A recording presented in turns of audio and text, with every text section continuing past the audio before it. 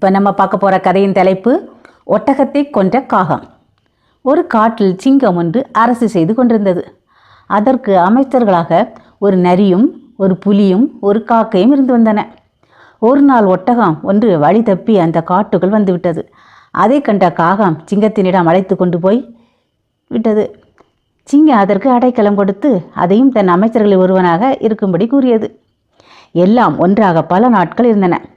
ஒரு நாள் சிங்கம் நோயிட்டிருந்ததால் தன் அமைச்சர்களாகிய புலி, நரி, காகம், ஒட்டகம் ஆகியவற்றை பார்த்து என் பசியை தீர்க்க ஏதாவது இறை தேடி கொண்டு வாருங்கள் என்று கூறியது.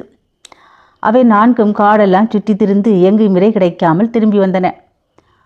ஒட்டகத்திற்கு தெரியாமல் காகம் மற்ற இரண்டையும் அழைத்து கொண்டு சிங்க மன்னனிடம் சென்றது. மன்னா, காடு முழுதும் தேடி பார்த்து விட்டோம், எங்கும் இறை கிடைக்கவில்லை என்று காகம் கூறியது. அப்படியானால் என் பசிக்கு என்ன பதில் சொல்கிறீர்கள்? உங்கள் கருத்து என்ன என்று சிங்கம் கேட்டது.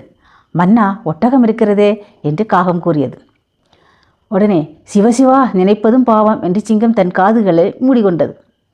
மன்னவா, ஒரு குடியை காப்பாற்ற ஒருவனை கொல்லலாம், ஒரு நகரை காப்பாற்ற ஒரு குடியை கெடுக்கலாம், ஒரு நாட்டை காப்பாற்ற ஒரு நகரையே அழிக்கலாம். இந்த நீதியை கொண்டுதான் பஞ்சபாண்டவர்கள் தங்கள் மகன் அரவானை போர்க்களத்தில் பலியிட்டு வெற்றியடைந்தார்கள் என்று காகம் எடுத்து கூறியது.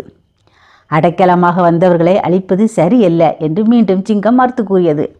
அரசே, அடைக்கலாம வந்த நீங்களே கொல்ல வேண்டாம், அதன் ஒப்புதலின் பேரிலேயே அதை கொன்று பசி தீரலாம் என்று காகம் கூறியது. சிங்கம் அதற்கு பதில் எதுவும் கூறவில்லை.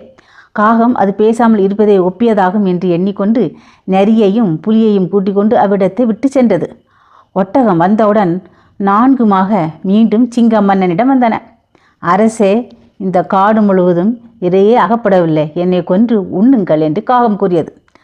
உன் உடலும் எனக்கோர் உணவாகுமா என்று சிங்கம் பதில் கூறியது. உடனே நரி, என்னை தின்னுங்கள் என்றது. உன்னை தின்றாலும் என் பசி அடங்காதே என்று சிங்கம் கூறியது. புலி முன் வந்து, அரசே, என்னை சாப்பிடுங்கள் என்று வேண்டியது. நீயும் என் பசிக்கு போதுமானவன் அல்ல என்று மீண்டும் சிங்கம் மறுத்து கூறியது. இதையெல்லாம் பார்த்து கொண்டிருந்த ஒட்டகம் நம்மை கொல்லத்தான் சூழ்ச்சி நடக்கிறது என்று தெரிந்து கொண்டது. ஆயினும் வேறு வழியில்லாமல், அரசே, நான் மிகுந்த தசை உடையவன், என்னை கொண்டு தின்னுங்கள் என்று கூறியது. அது சொல்லி முடிப்பதற்கு முன்னால் சிங்கம் என்ன சொல்கிறது என்பதையும் எதிர்பார்க்காமல் புலி அதன் மேல் பாய்ந்தது. சிங்கம் இறந்து போன ஒட்டகத்தின் இரத்தத்தை குடித்தது. புலி அதன் மூளையை சுவைத்து தின்றது. நரி அதன் ஈரலை கடித்து தின்று மகிழ்ந்தது. காகமோ தசையை கொத்தி தின்று வயிறு புடைத்தது. கொடியவர்களுடன் கூடியவர்கள் மடிவது திண்ணம் என்பதை இந்த கதை எடுத்துக்காட்டுகிறது.